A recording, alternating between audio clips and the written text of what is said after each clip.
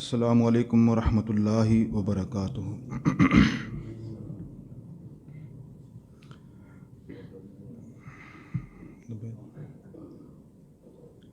ان الحمد للہ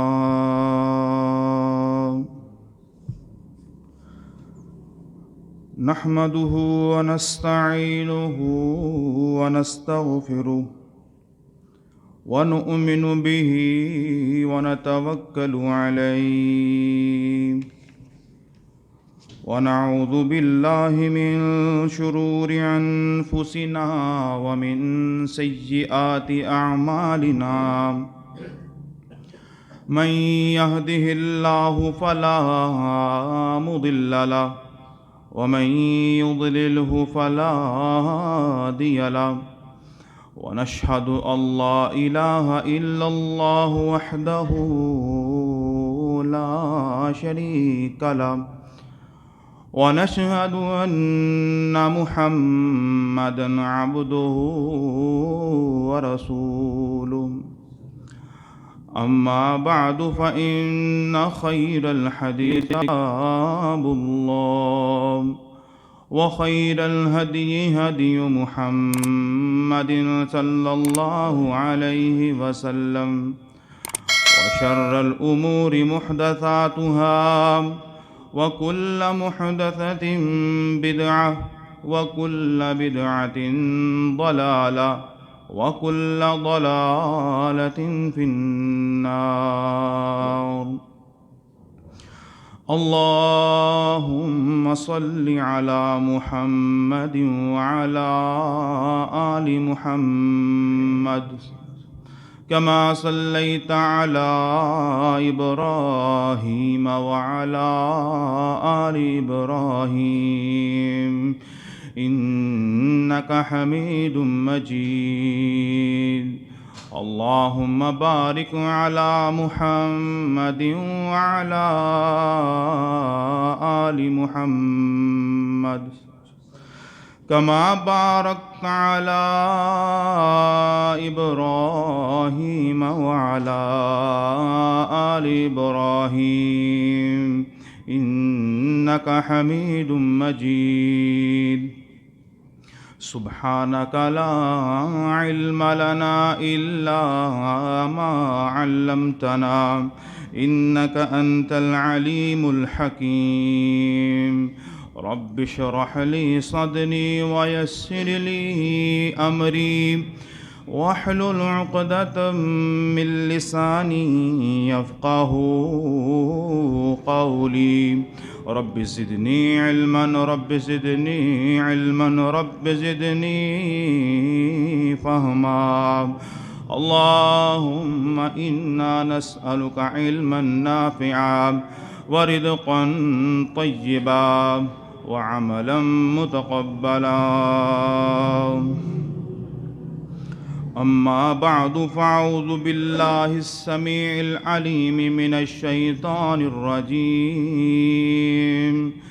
بسم الله الرحمن الرحيم۔ قال الله تعالى في القرآن المجيد والفرقان الحميد ويعذب المنافقين والمنافقات والمشركين والمشركات الظانين بالله ظن السوء عليهم دائرة السوء۔ صدق اللہ العظیم۔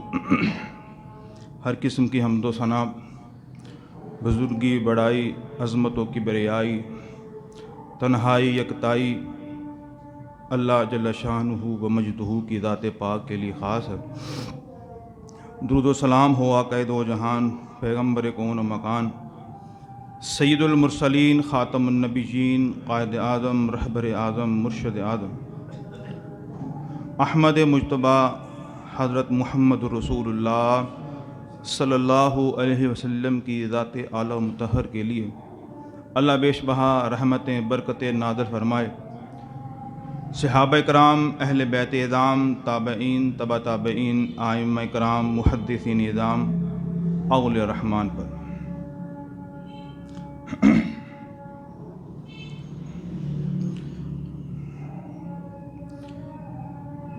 زندگی گزارنے کے اندر انسان کی سوچ کا بڑا اہم کردار ہوتا ہے کہ ایک انسان کی جو سوچ ہے وہ کس طرح کی ہے۔ اگر وہ ساری زندگی اچھی سوچ کے ساتھ، اچھی نیت کے ساتھ گزارتا ہے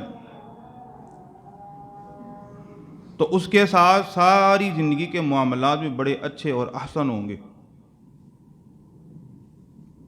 اور اگر ایک شخص گندی سوچ رکھتا ہے اور اس کی نیت بھی خود کی گندی ہے اور بدگمانی تو اس کے خمیر کے اندر شامل ہے، تو ایسا انسان سدا بہار، نامراد اور خسارے پانے والوں میں سے ہو جائے گا۔ سوچیں مختلف ہوتی ہیں۔ اللہ تعالیٰ نے قرآن مجید کے اندر بھی دو سوچوں کا عموماً تذکرہ کیا ہے۔ دو طرح کے لوگ ہیں اور ان کی سوچ کس طرح کی ہے۔ اللہ تعالیٰ قرآن مجید کے اندر ارشاد فرماتے ہیں وَيُعَذِّبَ الْمُنَافِقِينَ وَالْمُنَافِقَاتِ وَالْمُشْرِكِينَ وَالْمُشْرِكَاتِ۔ اللہ تعالیٰ منافق مرد اور عورت اور مشرک مرد اور مشرکہ عورت ان کو عذاب دے گا، ان کے لیے دہتے ہوئے انگارے اور اللہ تعالیٰ کی طرح طرح کی سزائیں ان کے لیے۔ آگے اللہ تعالیٰ نے ان کا ایک جو وصف ہے وہ بیان کیا ہے، الظانین باللہ ظن السوء۔ یہ وہ لوگ ہیں جو اللہ تعالیٰ کی ذات کے بارے میں برا سوچتے تھے، اللہ تعالیٰ کی ذات کے بارے میں غلط خیالات رکھتے تھے، ان کی زبانوں سے ہر وقت اللہ تعالیٰ کے بارے میں بدگمانیاں ہی جاری رہتی تھیں۔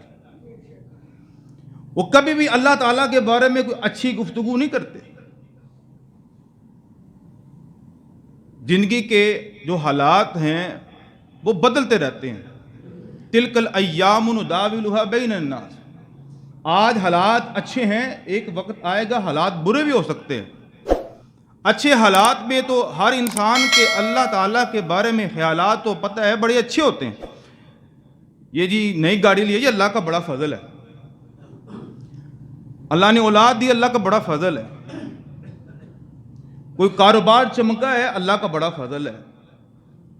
ذرا سے ماندے حالات کیا آئے، ذرا سی تبدیلی کیا آئی، ذرا سا حالات نے پینترا بدلا اور حالات خراب ہوئے اور ساتھ ہی اللہ تعالیٰ کی شکوے شکایت۔ اللہ کو میں ہی ملا تھا، میں نے کون سا اللہ تعالیٰ کی نافرمانی کی ہے، میں نے کون سے اللہ کے حقوق مارے ہیں، کیا اللہ کو میں ہی ملا تھا؟ اس طرح کی بھی کئی لوگوں کی سوچ ہوتی ہے، اور اللہ تعالیٰ نے خاص الفاظ کے ساتھ منافقین اور مشرکین کو مخاطب کر کے کہا ہے کہ ان دونوں کی سوچ اللہ تعالیٰ کے بارے میں یہی ہوتی ہے۔ وہ کبھی بھی اللہ تعالیٰ کے بارے میں اچھی بات نہیں کرتے ہیں، وہ ہر وقت اللہ تعالیٰ کی ذات کے اندر تنقیص کرتے رہتے ہیں۔ تو اللہ نے فرمایا اللہ ان کو اس گناہ کی وجہ سے جو اللہ کے بارے میں وہ بری سوچ رکھتے ہیں، اللہ تعالیٰ ان کو کل قیامت کے روز بڑا سخت عذاب دے گا۔ تو محترم بھائیو، دوستو، بزرگوں، ایک تو یہ سوچ ہے، اور ایک سوچ کن کی ہے؟ ایک سوچ مسلمانوں کی ہے، اور نام نہاد مسلمان نہیں بلکہ جن کے قلب و جگر کے اندر صحیح معنوں میں ایمان پہ وسط ہے، جو وہ عمیق قلب سے ایمان قبول کیا ہے، جو حالات کے تھپیڑوں سے اپنے ایمان کو متزلزل نہیں ہونے دیتے ہیں، امان میں ذرا برابر بھی اور اللہ پر یقین کے اوپر بھی اور ذرا سا وہ شک و شبہ نہیں کرتے ہیں. یہ لوگ اللہ تعالیٰ کو پسند ہیں.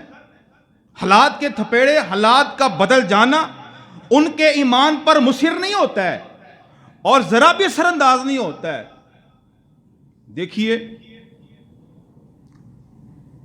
نبی پاک صلی اللہ علیہ وسلم کی زندگی اٹھا کر دیکھیے.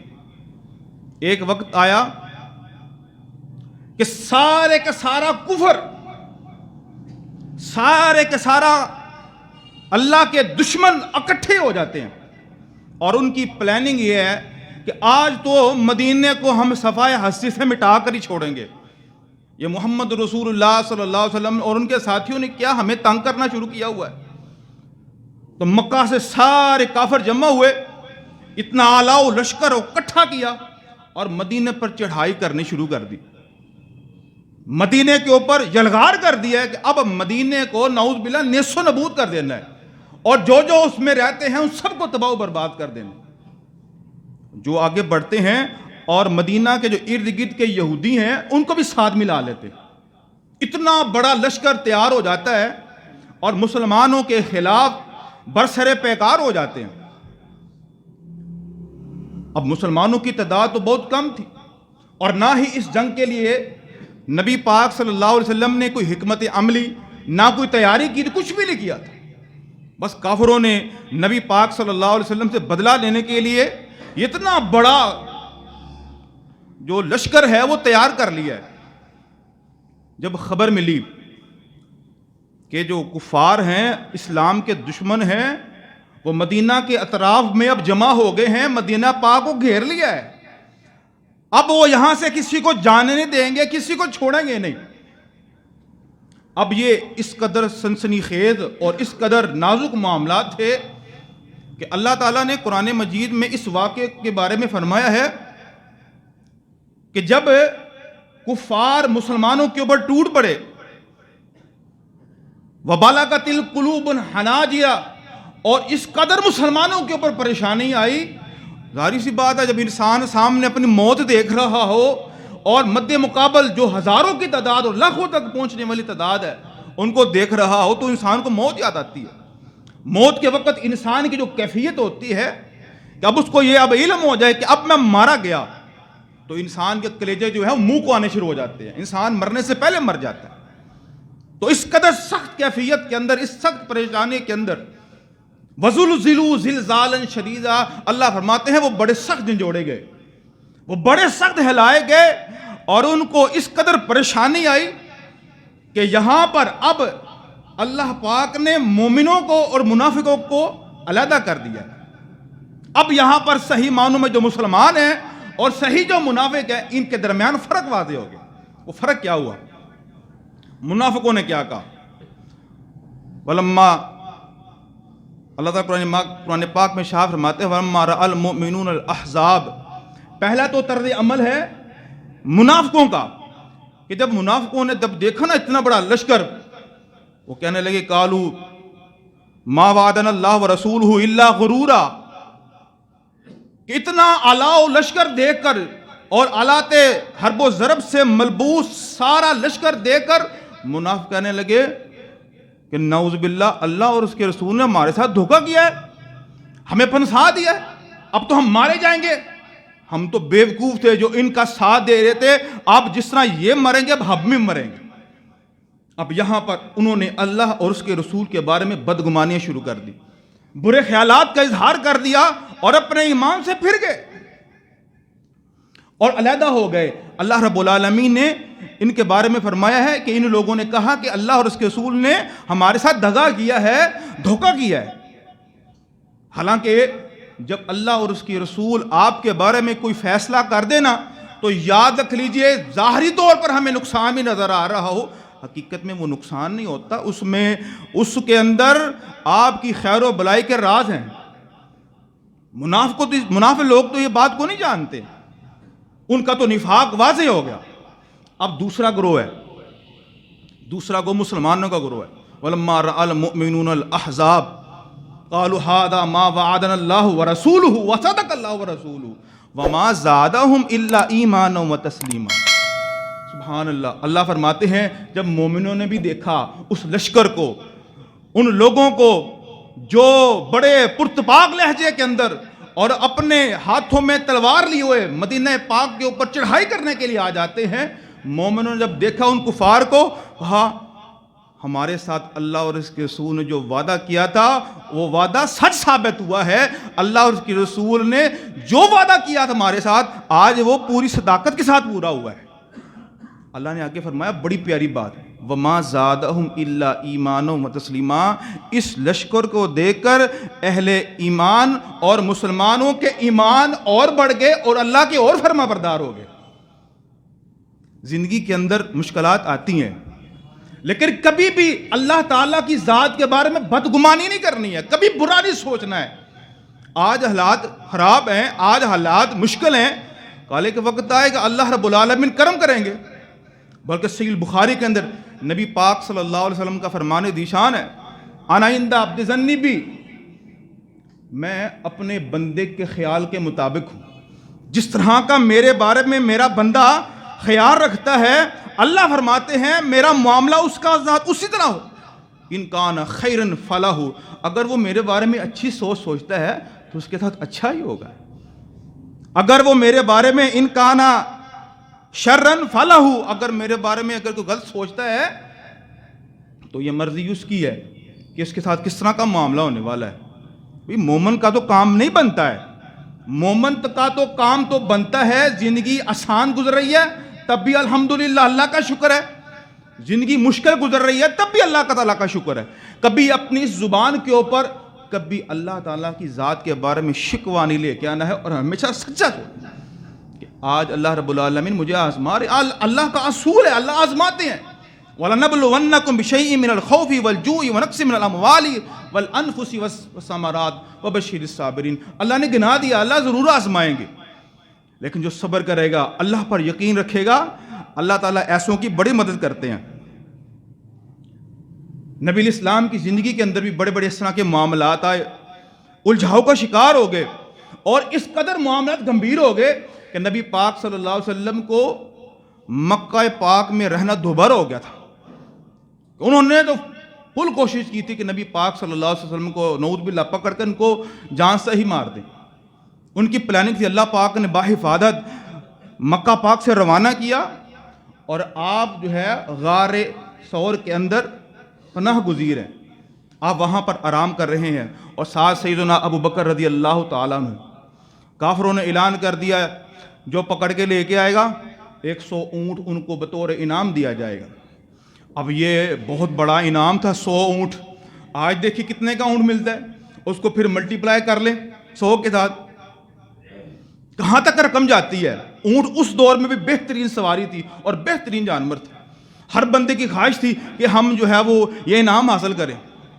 اور سراغ لگاتے لگاتے نبی پاک صلی اللہ علیہ وسلم جس غار میں تھے اس غار کے دھانے پر پہنچ گئے اور اس قدر قریب ہوئے کہ سیدنا ابو بکر صدیق رضی اللہ تعالیٰ عنہ اس مشکل کی گھڑی کے اندر نبی پاک صلی اللہ علیہ وسلم سے عرض کرنے لگے، اے اللہ کے رسول، اگر یہ ابو جہل اور وہ جو ٹیوے لگانے والا ہے نا ساتھ جو بندہ رکھا ہوا ہے، جو اس قدم کو تلاش کرتا کرتا اس غار کے دھانے پر آ گیا ہے، یہ صرف اور صرف اگر اپنے پاؤں والی سائڈ پر دیکھ لے نا تو ہم ان کو نظر آ جائیں گے.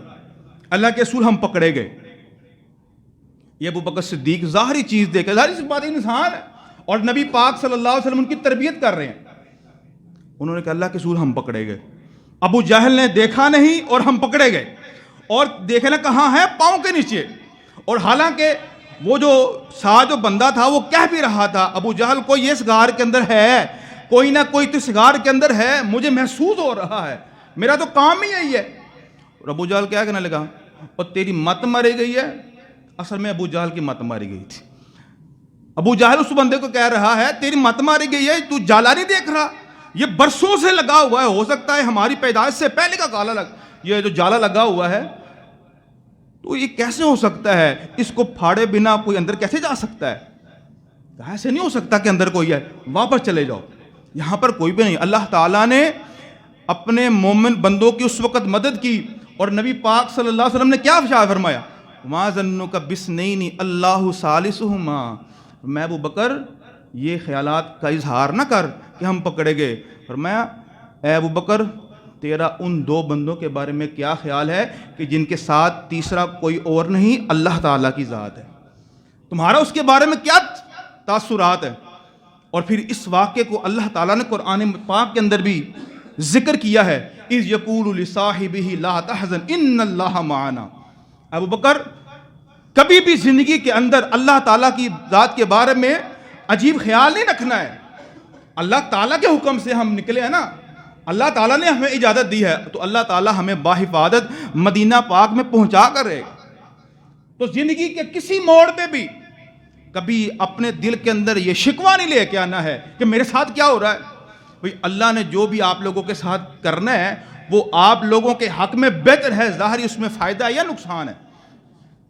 جب حضرت موسیٰ علیہ السلام نے بنی اسرائیل کو لے کر جب وہ نکلے اللہ کے حکم سے بنی اسرائیل کو لے کے نکلے، جب آگے دیکھا تو آگے تو پانی تھا اور وہاں سے گزرنے کا کوئی رستہ ہی نہیں تھا.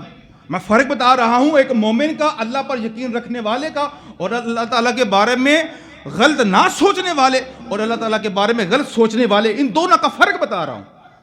اور جو پھر جب اللہ پر یقین رکھتا نا، اللہ پر پھر ایسے بندوں کی بڑی زبردست مدد کرتے ہیں. جب آگے پانی دیکھا نا تو پریشان ہو گئے سارے. اے موسیٰ تو سانو پھنسا چھڑیا، تم نے تو ہمیں پھنسا دیا ہے. پہلے تو ہم وہاں پر فرعون کے ہاں کام کیا کرتے تھے، چلو ظلم سہتے تھے، جان سے تو نہیں جا گئے تھے ہم، لیکن اب تو ہم جان سے. فلما ترا الجمعان قال اصحاب موسیٰ انا لمدرکون. اے موسیٰ تم نے تو ہمیں پکڑوا دیا، ہم پکڑے گئے، آگے رستہ ہی کوئی نہیں ہے. میں قربان جاؤں، موسیٰ پیغمبر نے آگے اس کو کیا کہا؟ بڑا شاندار جواب دی. اس وقت اللہ سے دعا نہیں مانگی، اس وقت اللہ تعالیٰ سے دعا نہیں. کیوں نہیں؟ کیونکہ وہ اللہ کے حکم سے وہاں سے نکلے تھے، اور موسیٰ پیغمبر کو اس بات کا یقین تھا جب ہم اللہ کے حکم سے یہاں سے نکلے ہیں اور اللہ کے حکم سے اپنی منزل مقصود سے پہنچ ہی جائیں گے، ہمیں دنیا کی کوئی طاقت وہاں تک جانے سے روک نہیں سکتی ہے. تو کیا کہا؟ کلا ان معی ربی سیہدین. بنی اسرائیل تم پریشان نہ ہو، ہمارا رب ہمارے ساتھ ہے، میرا رب میرے ساتھ ہے، میرے رب نے حکم دیا ہے. آسمان سے اعلان ہوتا ہے اے موسیٰ ہاتھ میں جو عصا پکڑا ہوا نا اس کو پانی کے اوپر مارو.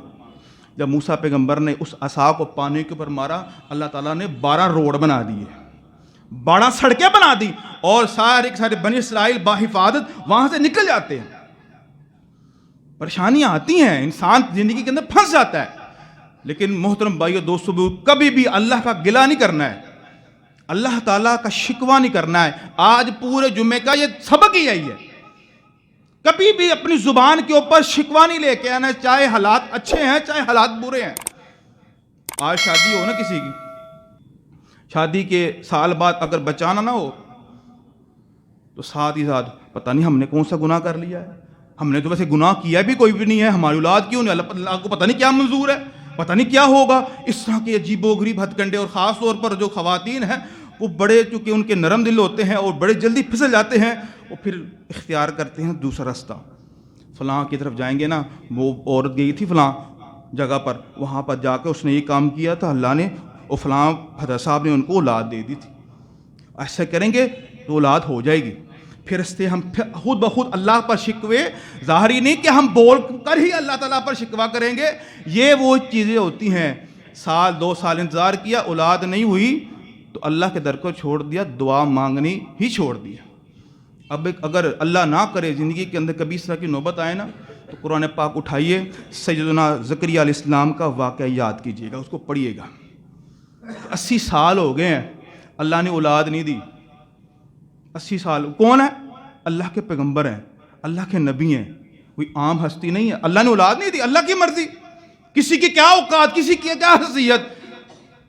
اللہ تعالیٰ کی ذات جو کرتی ہے اس کی مرضی ہے، کوئی کسی اللہ پر زور زبردستی نہیں کر سکتا ہے، اللہ کی مرضی نہیں دی.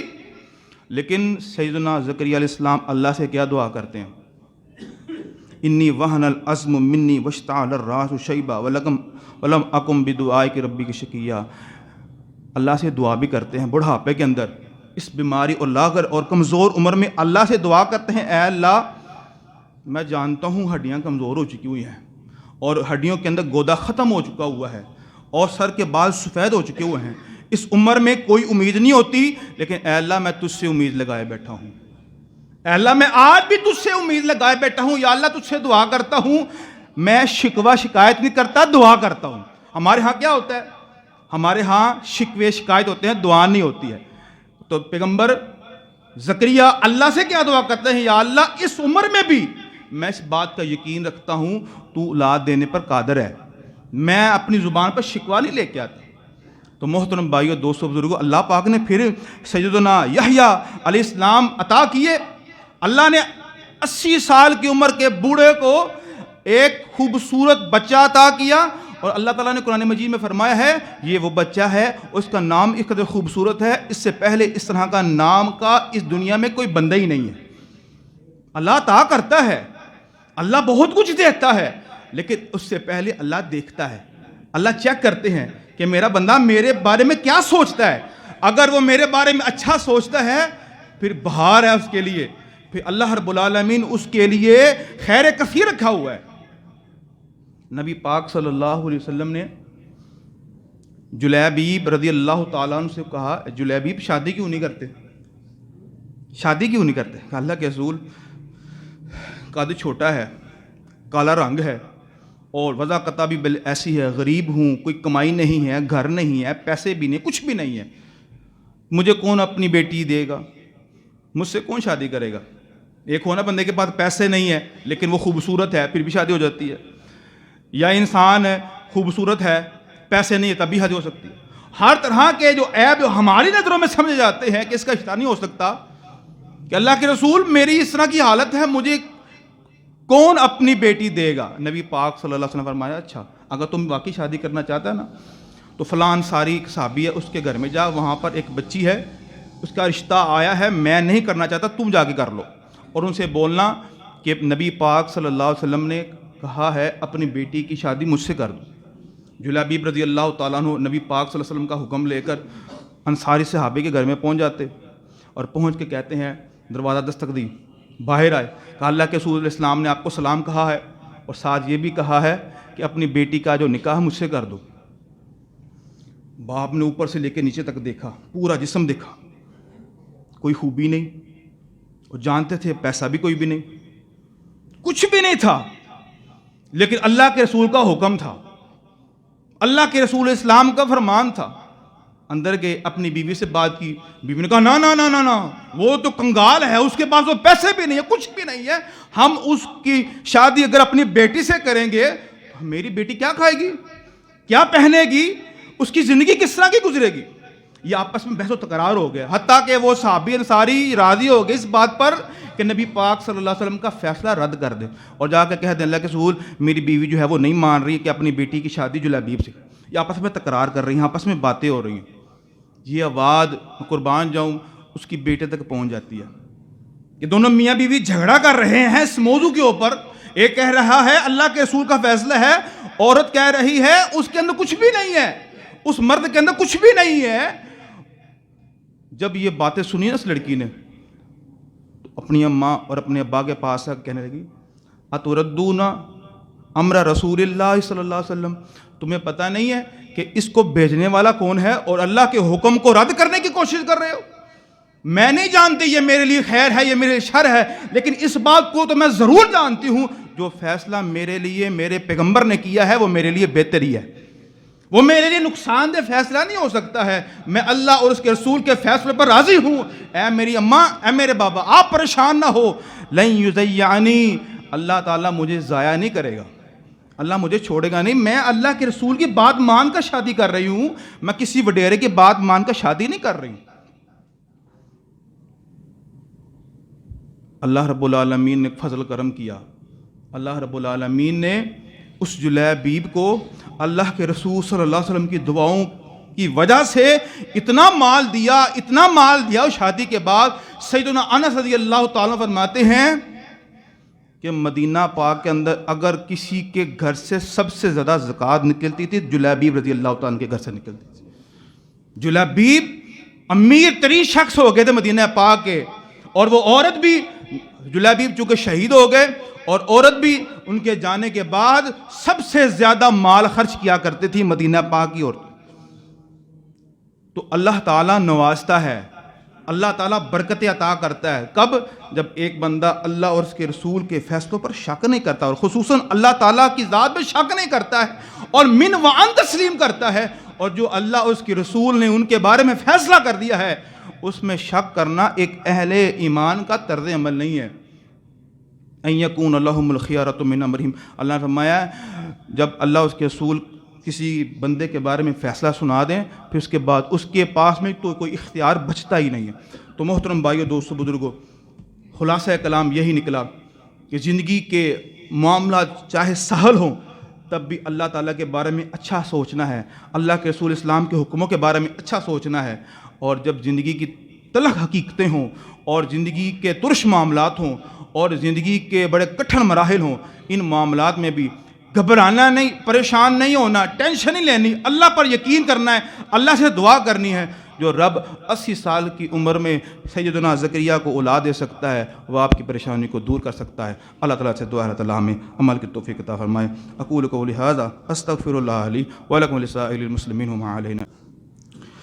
ان الحمد للہ نحمده ونستعینه ونستغفره ونؤمن به ونتوکل علیہ ونعوذ باللہ من شرور انفسنا ومن سیئات اعمالنا من یهده اللہ فلا مضل له ومن یضللہ فلا ہادی له ونشهد ان لا الہ الا اللہ وحدہ لا شریک له ونشهد ان محمدا عبدہ ورسولہ۔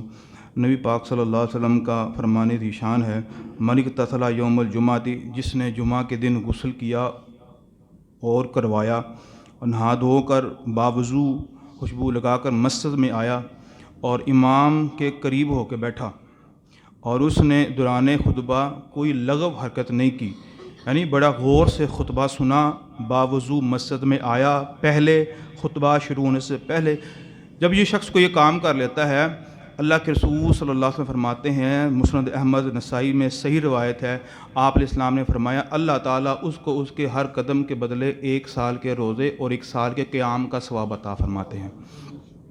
ہر قدم کے بدلے 1 سال کے روزے، آپ اندازہ لگائیں 1 مہینہ روزے آتے ہیں اور 1 مہینہ روزے رکھ کر انسان کی صحت پر اثر پڑ جاتا ہے، انسان کمزور ہو جاتا ہے، اور ایک انسان پورا سال روزہ رکھے اس کی صحت کا کیا عالم ہوگا۔